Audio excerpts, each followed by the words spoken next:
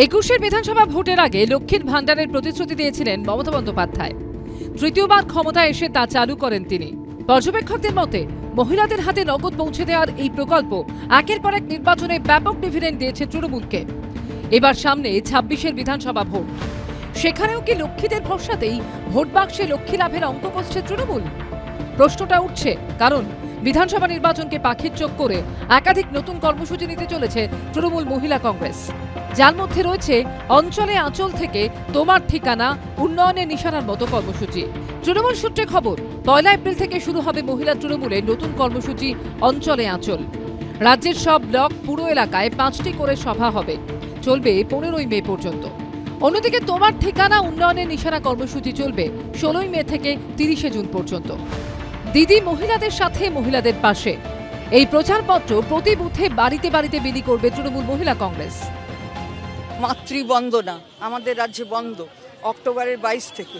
৪,৭৫,০০০ মায়ের তাদের সব কিছু এক্সামিনেশন হয়ে গেছে, কিন্তু তাদের কাছে টাকা পৌঁছায়নি। তো এরা যারা মাতৃবন্দনা বলে, আসলে মাতৃবন্দনা তাদের উদ্দেশ্য নয়, মায়েদের অপমান করাটাই তাদের উদ্দেশ্য। তাদের বিভিন্ন কর্মসূচি দিয়ে সেটাই মনে হয়।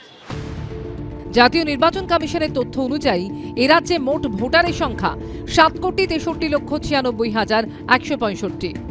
তার মধ্যে মহিলা ভোটারের সংখ্যা ৩,৭৬,৬১১, অর্থাৎ মোট ভোটারের ৪৯.২% বা অর্ধেক বলা যায়। তৃণমূল সরকার ক্ষমতায় আসার পর মহিলাদের জন্য লক্ষ্মীর ভান্ডার ছাড়াও কন্যাশ্রী, রূপশ্রী, বিধবা ভাতা, বার্ধক্য ভাতার মতো একাধিক প্রকল্প চালু করেছে।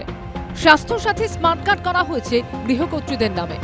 পর্যবেক্ষকদের একাংশের মতে এর সুফলও পেয়েছে তারা। গত কয়েক বছরে মহিলা ভোটের বড় অংশই গেছে তৃণমূলের ভোট বাক্সে।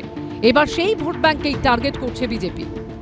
শুধু লক্ষ্মীর ভান্ডার না, পেনশন প্রাপক, কন্যাশ্রী প্রাপক, সমস্ত যে ডিবিটি যা যা মমতা বন্দ্যোপাধ্যায় দিয়েছেন তার মধ্যেও জাল পাওয়া গেছে। আপনারা দেখেছেন যে বিধবাকে, সধবাকে বিধবা ভাতা দেওয়া, ৩০ বছরের যুবককে বার্ধক্য ভাতা দেওয়া ইত্যাদি নানা ঘোটালা বারবার বেরিয়ে এসছে।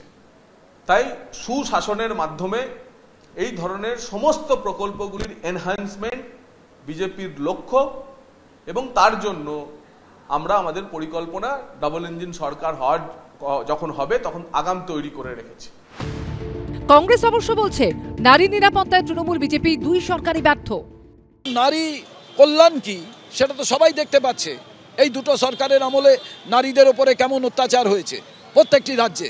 নারী সুরক্ষা আমরাই তো 33% রিজার্ভেশন করেছি।